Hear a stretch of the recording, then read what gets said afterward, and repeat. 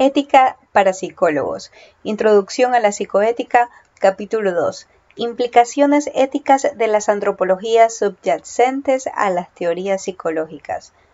Ludwig Fleck, mucho antes que Kuhn, planteó la dependencia del conocimiento y de las teorías científicas con respecto al contexto social en el que se gestan. Este autor, a través de la descripción de las modificaciones que se han ido dando en los dibujos anatómicos de seres humanos, muestra cómo han ido evolucionando a lo largo de la historia las diferentes concepciones de lo que es la observación científica. Lo hace a través del estudio de un campo determinado de la ciencia como puede ser la medicina. Sostiene Fleck que los estilos de pensamiento y la forma de interpretar la realidad empírica que luego cobran cuerpo en las teorías científicas de diversa índole, tiene una progenie social. Según él, las distintas escuelas, orientaciones o teorías llamadas científicas se ponen de moda en una colectividad como resultado de fuerzas sociales. La consecuencia más obvia del planteo de Fleck, que luego ha sido retomado por la epistemología de Kuhn, es que el conocimiento científico depende de dimensiones paracientíficas, que serían las que hacen que la ciencia no evolucione linealmente, sino por paradigmas, o lógicas epistemológicas diferentes, paralelas muchas veces e impermeables entre sí. Se da pues el caso de que dentro de un determinado paradigma, la investigación autovalide la concepción teórica de un estilo dado de pensamiento y por tanto se haga inmune a los datos que pueden provenir de otros paradigmas. De esta forma pueden existir teorías científicas o paradigmas de pensamiento que tienen concepciones diferentes con respecto a una determinada área de la realidad y que cada uno de ellos sea coherente y validado por la experiencia. Este hecho que ha llevado tanto a Fleck como a Kuhn a elaborar una teoría epistemológica general de las ciencias involucra evidentemente a la psicología que, como parte de las ciencias humanas, no queda inmune a este tipo de fenómenos. Es más, creemos que lo que sucede en las ciencias psicológicas es una muestra en pequeño del problema epistemológico global. El panorama actual de la psicología con sus distintas teorías explicatorias estancas, contrarias e incomunicadas entre sí, sería un índice de ese condicionamiento social en el plano teórico y de esa tendencia a la autovalidación que tienen determinados estilos de pensamiento psicológico. Nuestra hipótesis es que esto se da con más evidencia en la psicología que en otras ramas de la ciencia, por la misma estructura que tiene la observación psicológica en la que el psiquismo humano, por un lado, es objeto de estudio e interpretación, y por otro sujeto intérprete de esos mismos hechos psíquicos.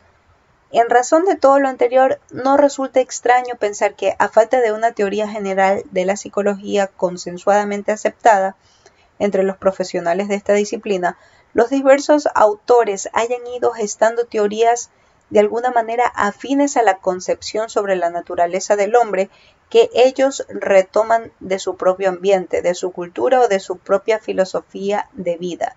Si tratáramos de describir cuál es el panorama actual de las escuelas psicológicas, nos encontraríamos que hay tantas versiones científicas de lo que es el psiquismo humano como concepciones antropológicas hay en la sociedad. Como muy bien lo plantea Laín Entralgo, los modelos teóricos de salud que existen en este momento de alguna manera son herencia y expresión de lo que ha sido la historia de la reflexión filosófica de la humanidad, que a su vez ha estado en estrecha relación con la praxis histórica.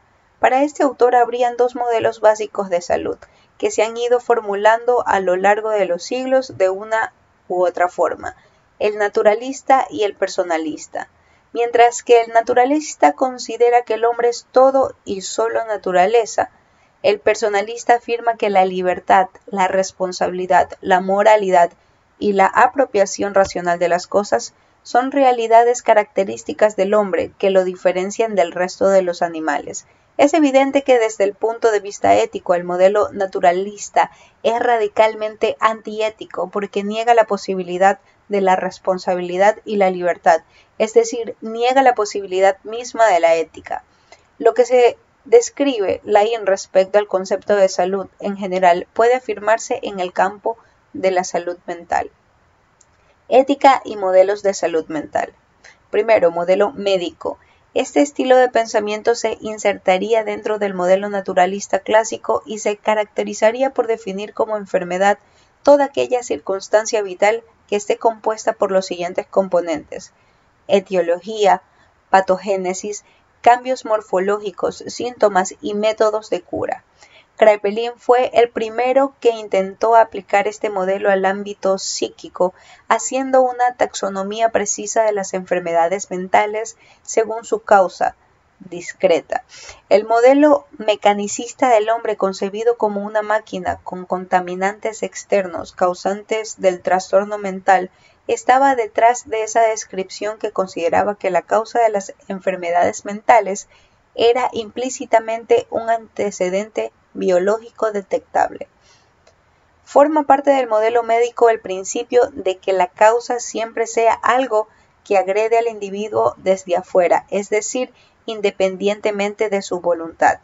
De ahí que drogadictos y alcohólicos podrían ser calificados como enfermos mentales si se aceptara como hipótesis que el individuo actúa así debido a determinadas predisposiciones genéticas o hereditarias. El modelo médico aplicado a la psicología llevaría a atribuir la existencia de ciertos trastornos psíquicos, por ejemplo las neurosis, a causas genéticas predisponentes o a un funcionamiento anormal de los neurotransmisores o de las conexiones entre los sistemas neurológicos cerebrales. En ese sentido, los recientes descubrimientos de que lo que provoca la enfermedad maníaco-depresiva y la demencia de Alzheimer son localizadas alteraciones cromosomáticas reafirma en algunos la creencia en el modelo médico como sistema coherente de explicación aplicado a los hechos psíquicos. Segundo, modelo mental. El esquema de este modelo es propio del ámbito psicológico. Los submodelos que lo integran tienen en común que todos consideran que la causalidad de las enfermedades psicológicas son propias de lo psíquico y solo por consecuencia colateral se relacionan con lo orgánico. Debido a eso postulan que las soluciones deben buscarse en el campo de la relación interpersonal adecuada o en cambio de imagen de sí mismo, pero no en las causas farmacológicas o sociales. Estas últimas variables solo son tenidas en cuenta como de apoyo, nunca como esenciales al proceso terapéutico. Pueden describirse tres submodelos. Primero, enfermedad mental como dolor o sufrimiento versus normalidad como bienestar. Podría creerse que con esta manera de definir las enfermedades mentales se superan las dificultades de otras definiciones. Sin embargo, hay ciertos cuadros psiquiátricos que son indudablemente patológicos desde un punto de vista conductual, pero que no están acompañados de un sentimiento de dolor por parte del que lo padece. Es el caso de las manías, ciertas esquizofrenias, etc. Segundo, enfermedad mental como pérdida de la razón versus normalidad como coherencia racional. Para los autores de esta corriente, la enfermedad mental coincide con la irracionalidad. Estos autores piensan que actuar según la razón constituye un límite claro que permitiría definir la salud con independencia de los valores que se asumen en una determinada sociedad. Cabe preguntar, objetando a esta definición, ¿cómo calificar aquellos actos absurdos o irracionales hechos por personas normales? Por otra parte, ciertos cuadros paranoicos tienen una racionalidad evidente y, sin embargo, nadie dudaría en considerarlos como enfermos. C.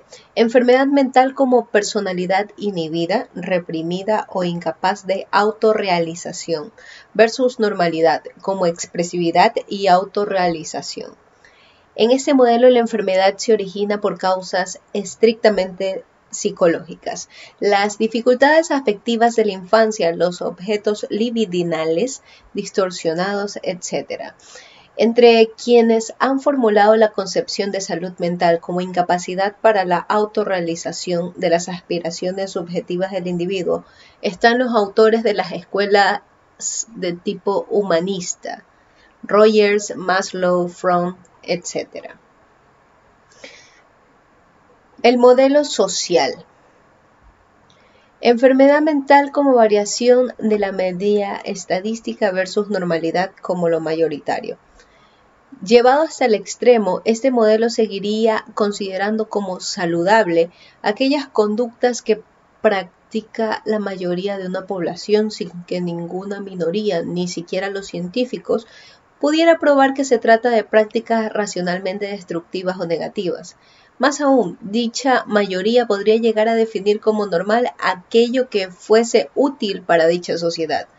La definición de salud de Adler parece seguir este sentido tan utilitario, cuando afirma: el punto fundamental en la determinación de la normalidad es si un individuo es un capital o un peso para la sociedad, y si contribuye o no al desarrollo progresivo del hombre.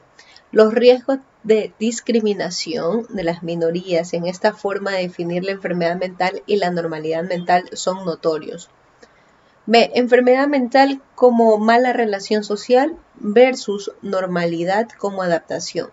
Considera la enfermedad mental como pérdida de la responsabilidad, autonomía y habilidad para vivir en una adecuada adaptación a la sociedad.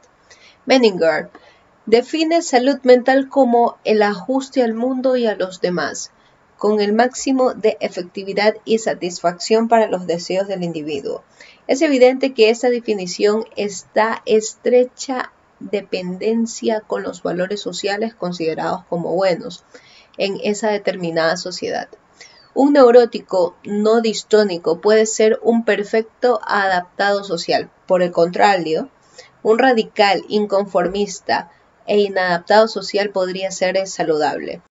Es evidente que la noción de adaptación social para definir la salud encierra la definición en un círculo sin salida. Dentro de esta noción de enfermedad normalidad mental, algunos mantienen que las anormalidades se deben a conductas mal aprendidas en la sociedad. En ese caso, el remedio estaría en aprender correctamente. Otros piensan que los síntomas se deben a relaciones inadecuadas con el medio social. Para eliminarlos, habría que encauzar de otro modo esas relaciones o cambiar el contexto social.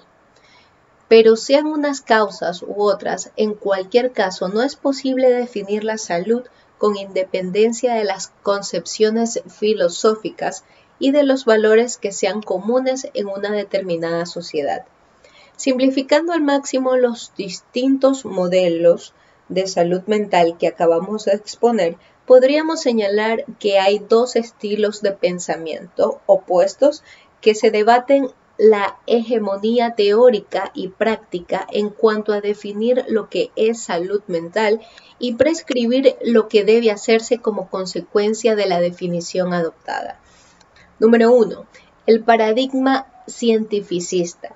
Parte de la base que la delimitación de lo que es salud mental y de lo que es enfermedad es algo completamente independiente de los valores sociales y éticos de una determinada sociedad. El modelo prototipo, pero no exclusivo, la psiquiatría biológica. Número 2. El paradigma humanista postula que la salud mental es la capacidad de funcionar de acuerdo a lo que la persona debe hacer. Esta posición considera que el conocimiento científico no lo es todo y que es fundamental para una adecuada salud la búsqueda de valores y del sentido. El modelo prototipo, pero no exclusivo, la psicología humanista. Entre ambos extremos hay una serie de modelos intermedios que van integrando elementos de uno y otro polo según cuáles sean las escuelas, autores y ambientes sociales. En consecuencia, la definición de normalidad o enfermedad no es una discusión teórica. Lo que está de fondo es decidir quién debe ser tratado y quién no. ¿Quién tiene derecho a que la sociedad le pague los gastos en salud mental y quién no? Si se analizan con cuidado las consecuencias que a nivel teórico y práctico tienen cada una de las definiciones que hemos mencionado antes, se verá que todas fijan prioridades en la relación psicológica y en los métodos de atención. Los valores contenidos en las definiciones de salud también tienen consecuencias en el orden de la micropráctica psicológica, la decisión por alcanzar determinadas metas y objetivos terapéuticos. Desde el punto de vista ético, es necesario tener en cuenta esto a la hora de proponerle a un individuo el tipo de terapia que se le vaya a facilitar. Estamos en un momento histórico en el que no hay un único universo valorativo respecto a qué es la salud mental y cuál es la personalidad, entre comillas, perfecta. De ahí que no se puede dar por supuesto en la relación que se establece entre el paciente y el psicólogo o psiquiatra, que ambos compartan las mismas metas y objetivos a alcanzar durante el tratamiento. Sobre esto volveremos más abajo. Pero también tiene consecuencias en el ámbito de la macropráctica, es decir, en la distribución de los recursos económicos escasos que una sociedad dispone para la salud mental. Además, aquello que se incluye en la definición de salud lleva a fortalecer o debilitar el lugar que vayan a tener determinadas escuelas de psicología dentro del espectro de servicios de salud mental o a discriminar a determinados estratos sociales de la población. Los modelos de salud condicionan los tipos de terapia que se vayan a brindar por parte de los organismos sanitarios de un país en beneficio de la atención psíquica de sus ciudadanos. Como resulta evidente, los intentos de definir la salud mental de una forma que esté libre de valores o concepciones filosóficas previas resultan o ingenuos o reduccionistas de lo que es el ser humano. Y esto en parte se debe a que toda definición que pretende abarcar la complejidad e integralidad de lo que es una personalidad saludable depende de conceptos evaluativos.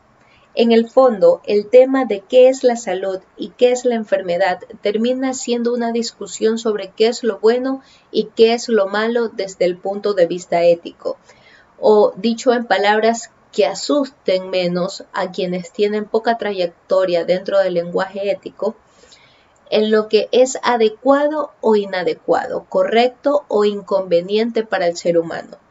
Es decir, termina en una antropología que es la disciplina filosófica que reflexiona metódicamente sobre lo que es el ser humano. En el estado actual del desarrollo de la psicología, pensamos que es metodológicamente insalvable tener que recurrir permanentemente a valoraciones antropológicas, puesto que desde el primer momento los hechos empíricos se buscan y se interpretan a partir de una determinada teoría psicoanalista, conductista, humanista, etc. Más aún, las mismas hipótesis hermenéuticas están de alguna manera condicionadas por las metodologías que esas teorías psicológicas proponen. B. Éticas y antropologías en las escuelas psicológicas. Pero no solo la concepción de salud mental que tengan las distintas escuelas psicológicas tienen implicaciones en el ámbito de los valores. Tal como intentamos mostrar en este apartado, las distintas corrientes psicológicas pueden agruparse según cual sea la consideración que tengan con respecto a la naturaleza del ser humano y según dónde coloquen a éste en el continuo entre determinismo y libertad. Y cuando decimos esto, nos metemos de lleno en el campo de los valores éticos, por cuanto cada vez que optamos por poner de relevancia determinados valores antropológicos y dejamos a otros de lado, estamos decidiendo éticamente sobre lo que conviene al ser humano para su realización como tal. En lo que sigue, agruparemos a varias de las corrientes psicológicas según cómo se sitúen en ese continuo determinismo-libertad y trataremos de esquematizar de forma muy somera no solo los presupuestos valorativos que tienen los psicólogos de cada una de esas orientaciones, sino también las expectativas o preconcepciones antropológicas que de forma espontánea tienen con frecuencia los pacientes cuando recurren a los psicólogos. Para esto nos inspiramos en un artículo de Wilde que nos parece muy sugerente al respecto. Primero, escuelas que niegan o dudan de la libertad humana. Vamos a comenzar por el determinismo neurológico. Los psicólogos o psiquiatras de esta corriente tienden a ver a la dimensión psíquica del hombre como producto de la realidad biológica. Aplican a la realidad psíquica el modelo médico ya descrito. Creen que la solución a los problemas aludidos por el paciente está en tomar los medicamentos necesarios que relajan la tensión, equilibran los trastornos neuroquímicos o contrapesan las deficiencias hereditarias. También los pacientes asumen esta teoría de la salud mental. Ellos creen, sin darse cuenta, que la causa de sus problemas es algo exterior a ellos y se imaginan que puede ser resuelta por métodos simples de tipo físico. Tienden a atribuir que su problema se debe a exceso de trabajo, cansancio físico, una lesión cerebral, estar tomando medicamentos, etc.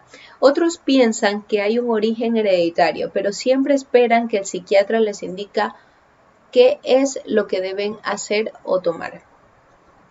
Determinismo ambiental. Dentro de esta corriente podríamos colocar a la terapia de conducta, que tiende a ver la causa de los problemas en el determinismo que ejercen los condicionamientos ambientales, ya sean físicos o sociales.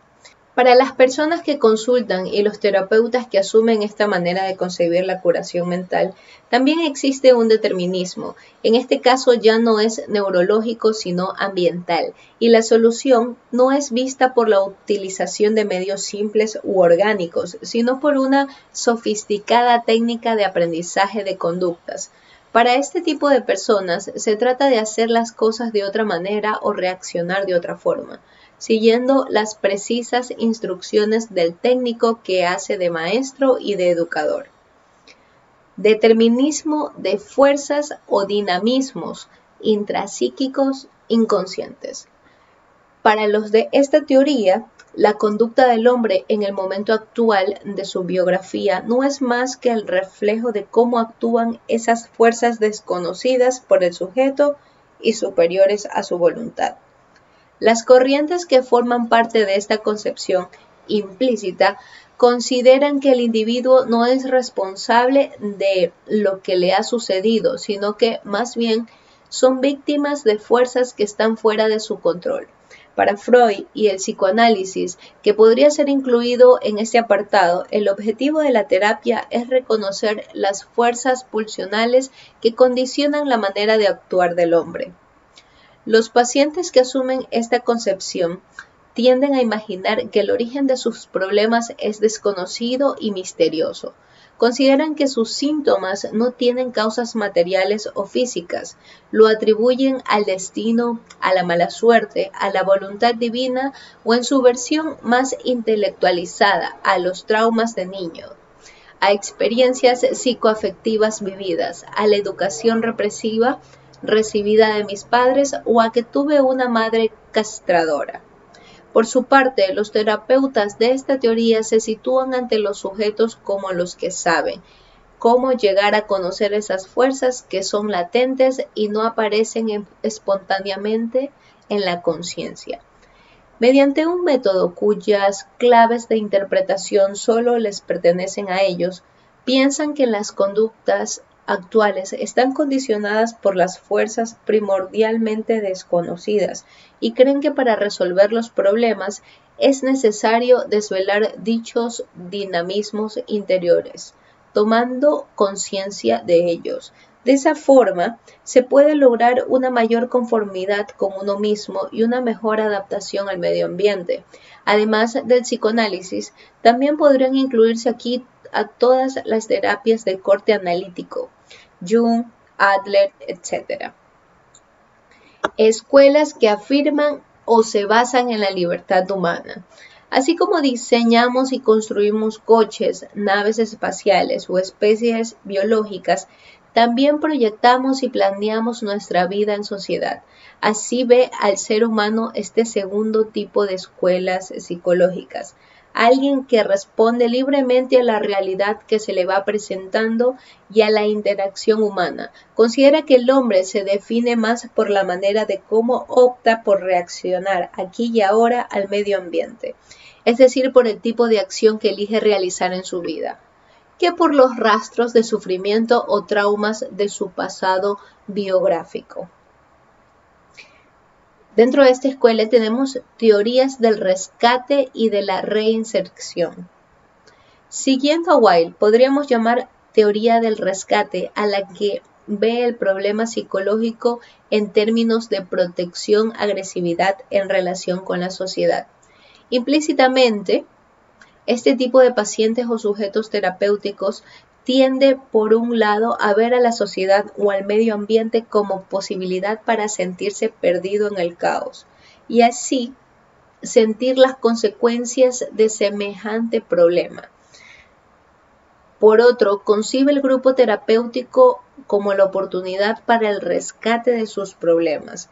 El objetivo que se propone el individuo situado en esta concepción es encontrar un grupo, personas, ideologías o instituciones que le den calor, protección, aceptación y apoyo afectivo en su búsqueda de relaciones acogedoras. El terapeuta que asume esta teoría también cree que el sujeto necesita encontrar amor y comprensión en un ámbito cálido y acogedor.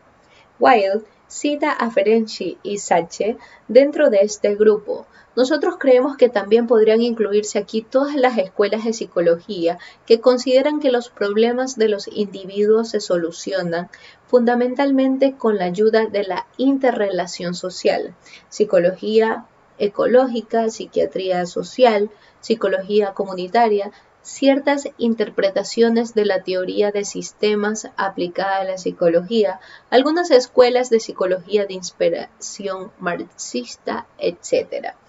Quizás también podríamos situar aquí todas las corrientes que hacen de fundamento a procedimientos terapéuticos como el de los alcohólicos anónimos, obesos anónimos, drogadictos anónimos, etc.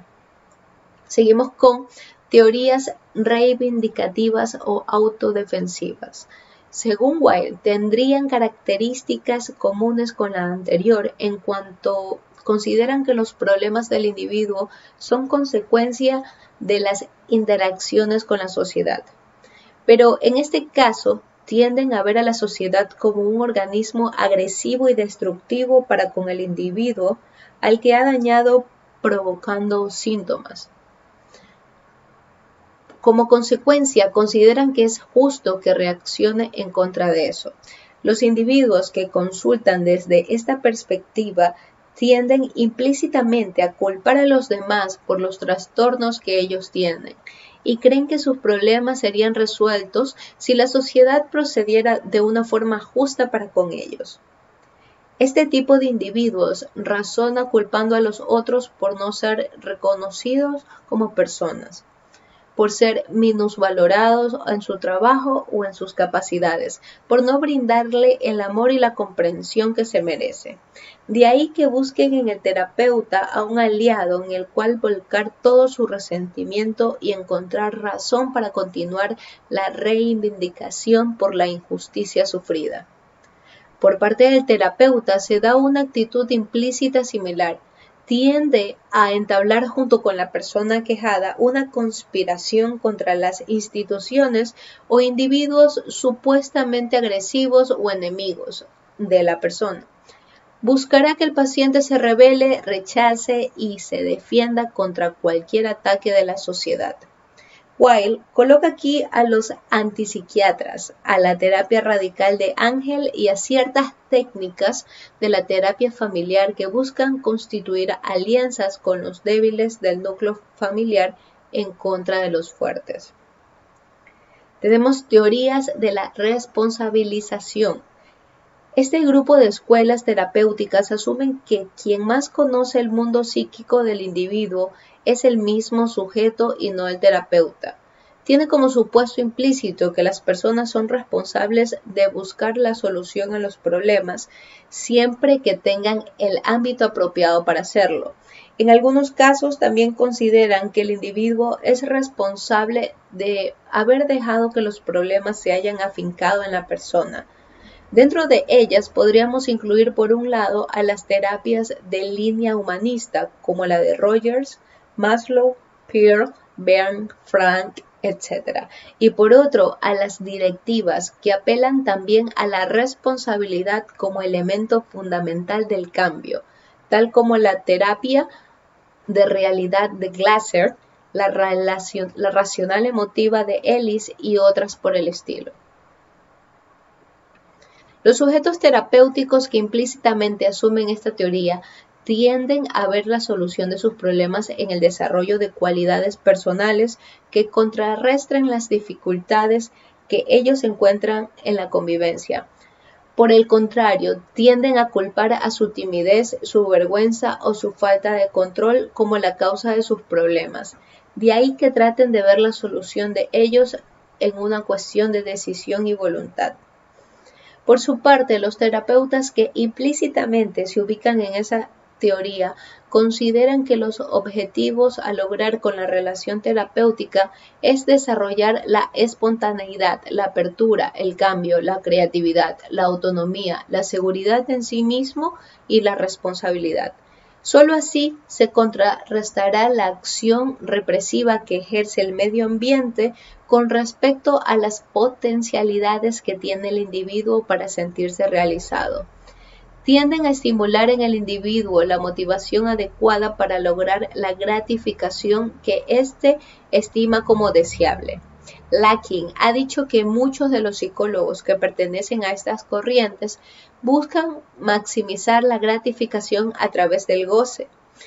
Relájese, compre, logre y baile.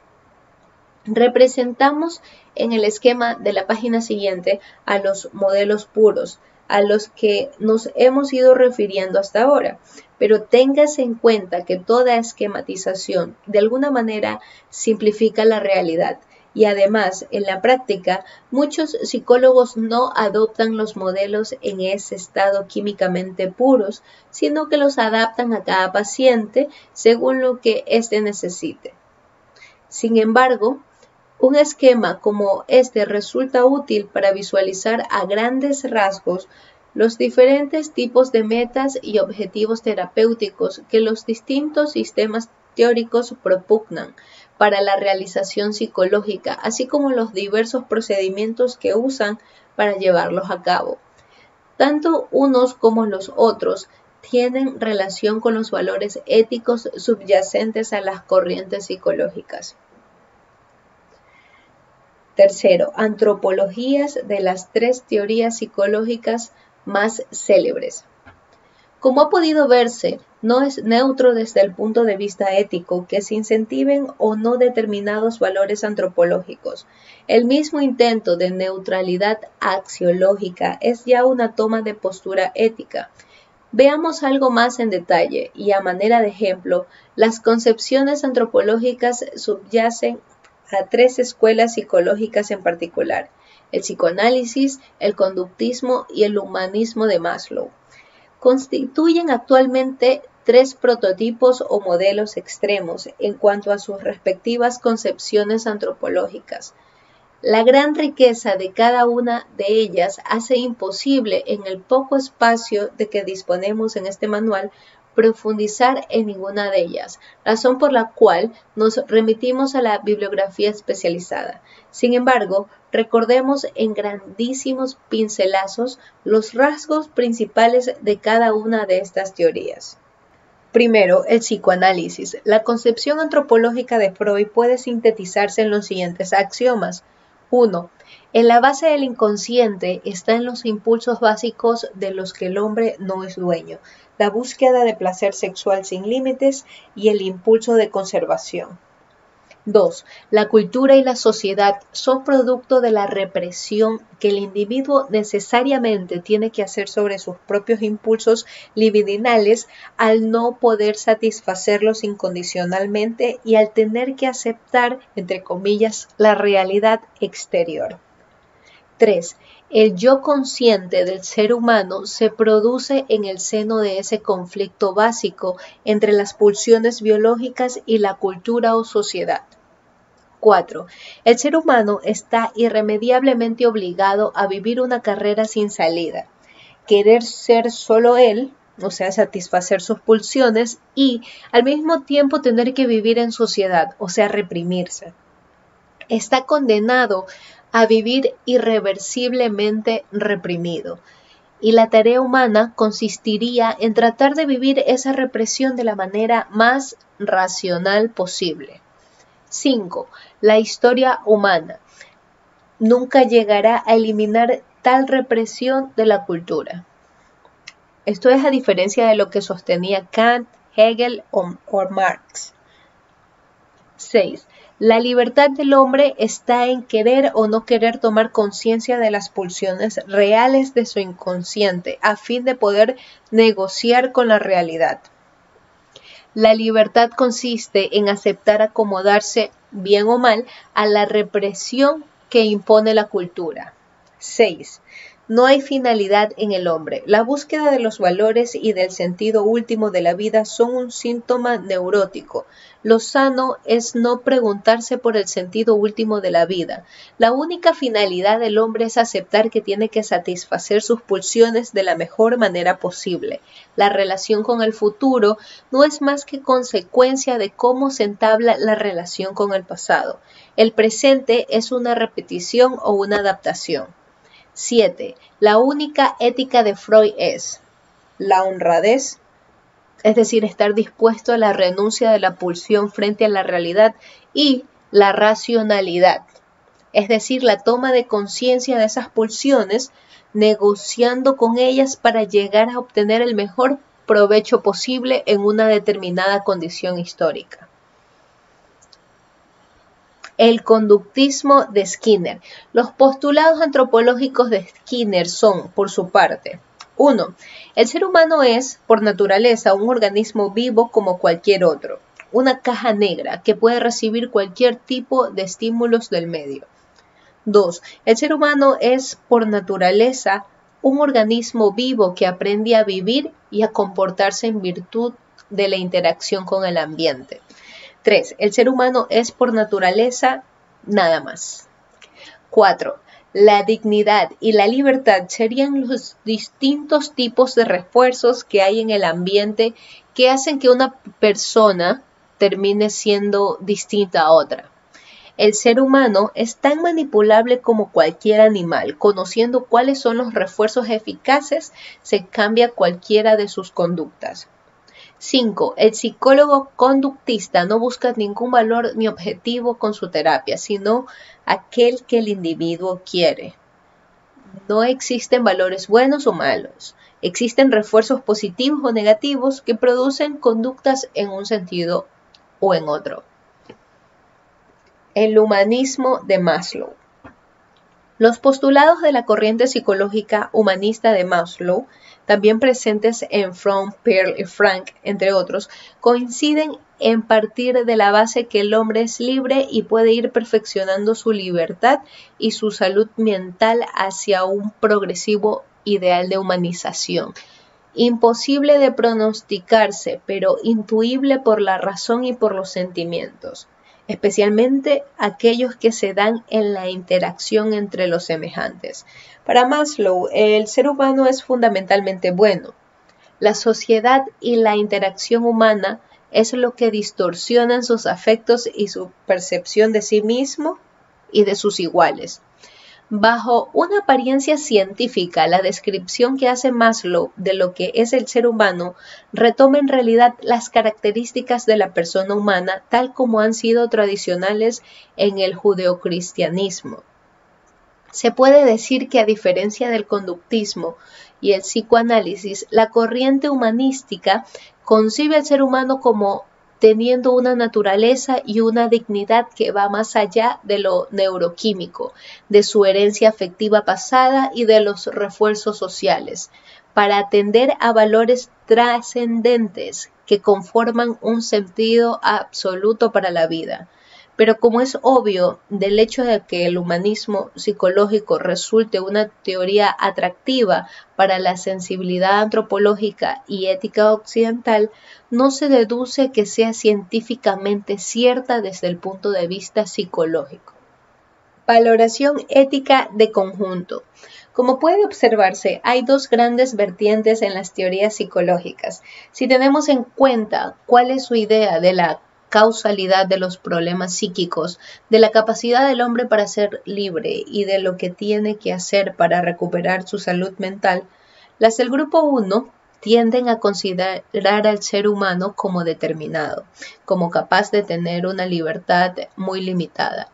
Incluso hay algunos autores que consideran que el mismo tema de libertad es una ilusión, que lo que existe es simplemente nuestra ignorancia de los determinismos y que a eso le llamamos libertad. Dentro de cada uno de estos grupos se diferencian las terapias según cuál piensan que sea el origen de este determinismo. Algunas piensan que es de origen biológico, otras que es ambiental social o biográfico afectivo, pero todas parten de la misma base. De ahí que le den gran importancia al papel del psicólogo en la solución de esos determinismos. Así, en algunos casos el psicólogo actuará como médico, en otros como educador o maestro y en otros como intérprete o traductor. Por el contrario, el grupo 2 tiende a ver al hombre como un ser que no solo es libre, sino capaz de hacerse libre por sí mismo. En consecuencia, lo único que debe hacer el psicólogo es permitir, ya sea a través de la aceptación incondicional o de técnicas determinadas, que el sujeto crezca en la conformación de su propio proyecto vital. En ese sentido, le dan gran importancia a la responsabilidad del individuo en su propio destino. El psicólogo tiene un papel fundamental de facilitador de la experiencia, que ha de hacer el mismo sujeto con sus propias energías. También divergen las psicoterapias en su proyección del objetivo de la relación psicoterapéutica. Así, por ejemplo, mientras que el grupo de la psicología de la autorrealización busca incentivar que cada individuo se realice en sí mismo por medio de su propio proyecto vital, o sea, la autorrealización, los del grupo D y E, o sea, la teoría del rescate y de la reinserción y las teorías reivindicativas, dan gran importancia a los componentes sociales y ecológicos a la hora de planear una estrategia de cambio. De esta manera, la idea de hombre de las terapias del grupo G, autorrealización, tiende a ser individualistas, dejando de lado, como no directamente relacionado con la salud mental, todos aquellos asuntos que competen al bienestar común, a la vida política o a la convivencia social.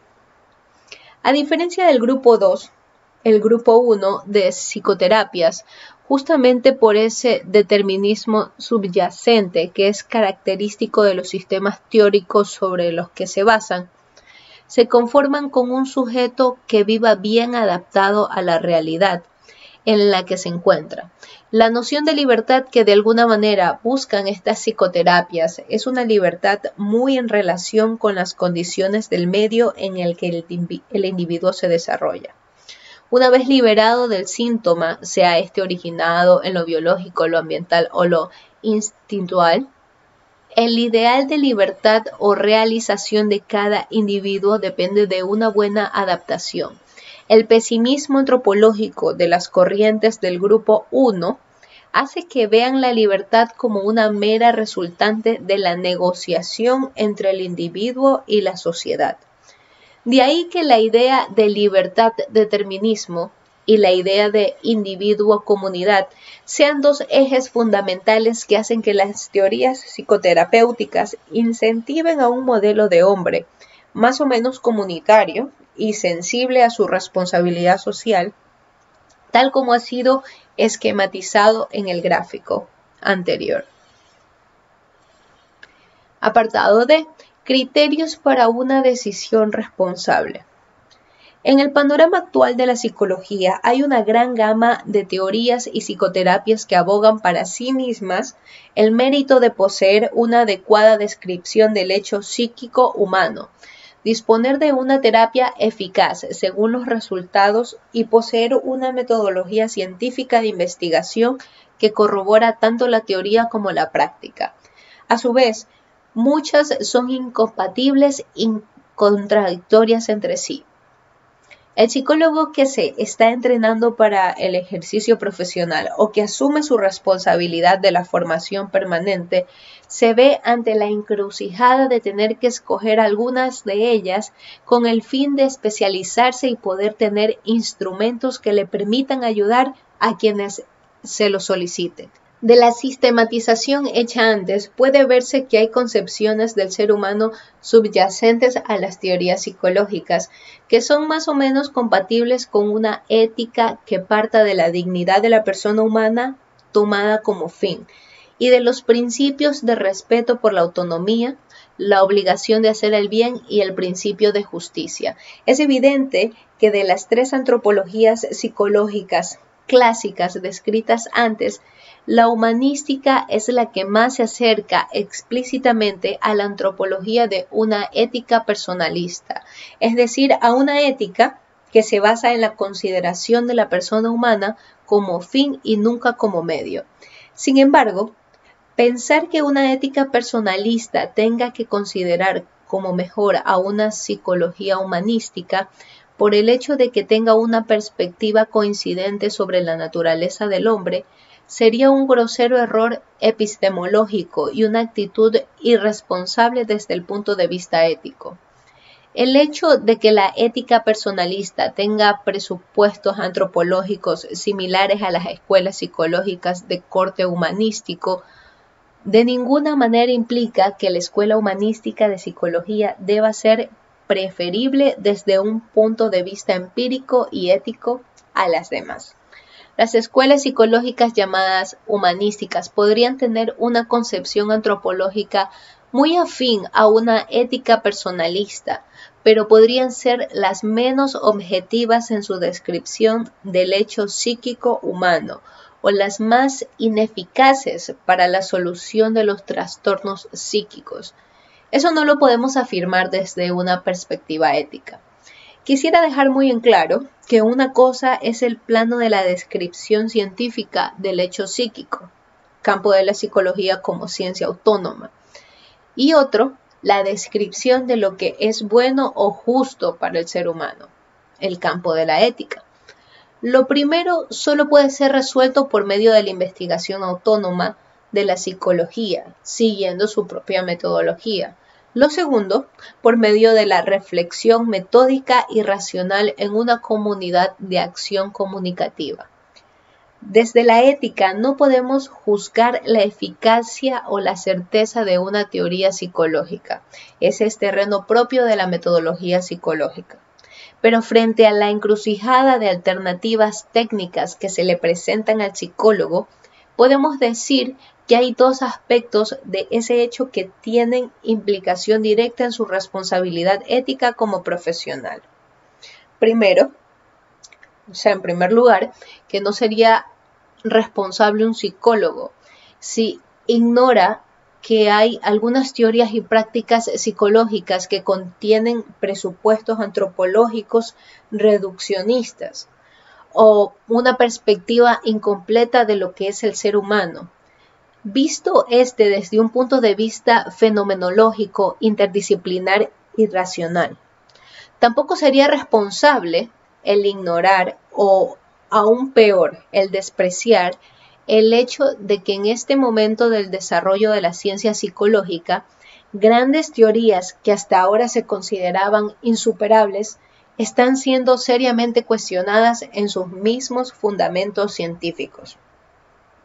Segundo, desde la ética es posible plantear cuáles son las condiciones mínimas de eticidad que requeriría una decisión responsable respecto a qué escuela o teoría psicológica se ha de escoger para la práctica profesional. por lo menos como un punto de partida o como una atalaya para la búsqueda permanente de la verdad. Esto nos lleva a plantear que todo psicólogo, antes de decidirse en ese sentido, ha de escrutar críticamente dos aspectos fundamentales de las teorías, escuelas psicológicas, si quiere tener una postura no ingenua desde el punto de vista científico y no reduccionista desde el punto de vista antropológico y ético. Primero, deberá analizar la credibilidad científica de la teoría o método de terapia psicológica. Este análisis se descompone en dos elementos, el nivel de teoría y el nivel de metodología. Nivel de teoría, es decir, deberá analizar el grado de coherencia interna que tiene una teoría psicológica. En ese sentido, la coherencia interna del psicoanálisis está fuera de toda duda. Y el nivel de la metodología tendrá que analizar el grado de veracidad objetiva de la descripción que hace esa teoría respecto a la realidad psíquica. Esto tiene como principal test el de la eficacia de los métodos de acción que propone o de los métodos de verificación científica que la metodología permite llevar a cabo. En ese sentido, los estudios más rigurosos sobre la eficacia de las distintas psicoterapias dan datos realmente sorprendentes y contradictorios para un observador perspicaz, tal como lo veremos en el último capítulo de este manual. Segundo, deberá analizar la implicación antropológica ética que tiene la teoría o modo de terapia. También este análisis se descompone en dos elementos, en la implicación de la teoría y en la implicación de su metodología. En la implicación de la teoría, es decir, tendrá que analizar los presupuestos antropológicos y éticos que tiene una determinada escuela cuando interpreta al hecho psíquico humano y su devenir histórico. Es indudable que cualquiera de las teorías antes analizadas tienen implicaciones antropológicas y éticas. Ninguna de ellas es axiológicamente neutra. La implicación de su metodología, quiere decir, ha de juzgar si es imprescindible que los presupuestos antropológicos y éticos teóricos que asume una determinada corriente psicológica tienen necesariamente que ser asumidos en el momento de utilizar los métodos que proporciona. Para eso, tendrá que analizar el método de terapia que usa dicha escuela. En ese sentido, la pregunta que uno debe hacerse es de si es posible deslindar, por lo menos en teoría, los presupuestos antropológicos del conductismo, del psicoanálisis, de la psicología humanística o de cualquier otro sistema teórico de la metodología que usan dichos sistemas de psicología. Podría suceder que una escuela tuviera presupuestos antropológicos incompatibles con una determinada concepción ética, pero que sus métodos de acción pudieran usarse con independencia de dichos presupuestos. Del uso o prescindencia de este procedimiento de decisión que proponemos, se puede dar los siguientes perfiles técnicos y éticos del profesional de la psicología. Perfil A. Quien simpatice con y adopte una escuela o teoría psicológica solo teniendo en cuenta la coherencia interna que le encuentra, es un psicólogo epistemológicamente dogmático y éticamente irresponsable. Perfil B. Quien simpatice con y adopte una escuela, teoría psicológica solo impresionado por la correcta concepción del hombre que ésta tiene y por la postura ética adecuada que implica, es un psicólogo epistemológicamente ingenuo y éticamente dogmático.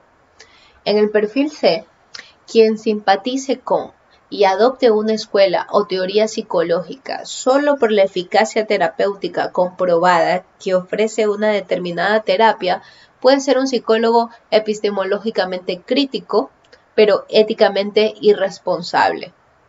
Perfil D. Quien simpatice y adopte una escuela o teoría psicológica teniendo en cuenta los 4 elementos de análisis señalados arriba, pero especialmente la distinción entre presupuestos de la teoría y posibilidad de emplear con independencia de ella a la metodología, de acuerdo a una ética de respeto de la persona humana, es un psicólogo epistemológicamente crítico y éticamente responsable. Pero no debemos olvidar que hay un problema todavía más complejo que queda aún por resolver, y es el tema de si es posible separar la teoría de la metodología, y de si es posible hacer avanzar el conocimiento psicológico sin asumir una determinada teoría antropológica.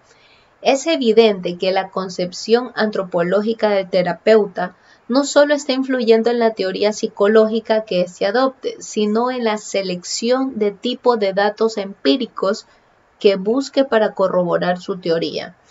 De ahí que cada sistema conceptual tiene la tendencia a autoperpetuarse o a autovalidarse sin ser confrontado por los demás. Cuando uno contempla el panorama actual de la psicología y psiquiatría, es fácil plantear la hipótesis de si los marcos conceptuales tan antagónicos que se han ido elaborando respecto a la realidad psíquica del hombre y su salud mental no se han producido porque se han ido autoconfirmándose a sí mismos dentro de cada una de sus metodologías. Sería por eso que los diversos sistemas teóricos terminan siendo adoptados por los terapeutas, de acuerdo a sus ideologías filosóficas subyacentes, sus experiencias vitales o sus intereses sociales. Al igual que en el resto de la ciencia, también en la psicología parecen haber varios modelos o paradigmas explicativos, simultáneos e incomunicables entre sí por poseer diferentes lógicas epistemológicas. Si es cierta o no es hipótesis, hay que estudiarla de forma más detenida. Sin embargo, hay autores que así lo afirman y ciertamente ella permitiría entender por qué hay tantas teorías y por qué las explicaciones psicológicas que se hacen de un mismo hecho resultan muchas veces antagónicas.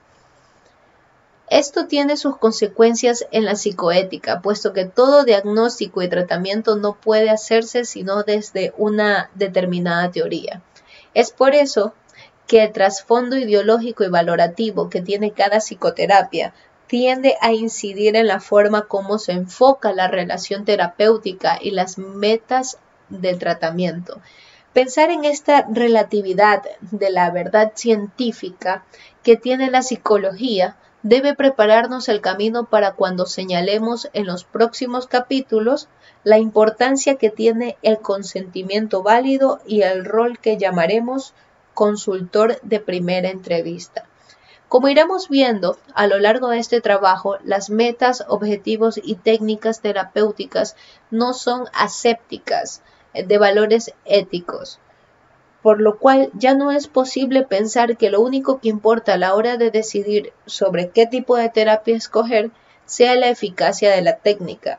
La misma noción de eficacia es un término ambiguo y nebuloso cuando se trata de analizar los resultados que se obtienen en los distintos tipos de terapia.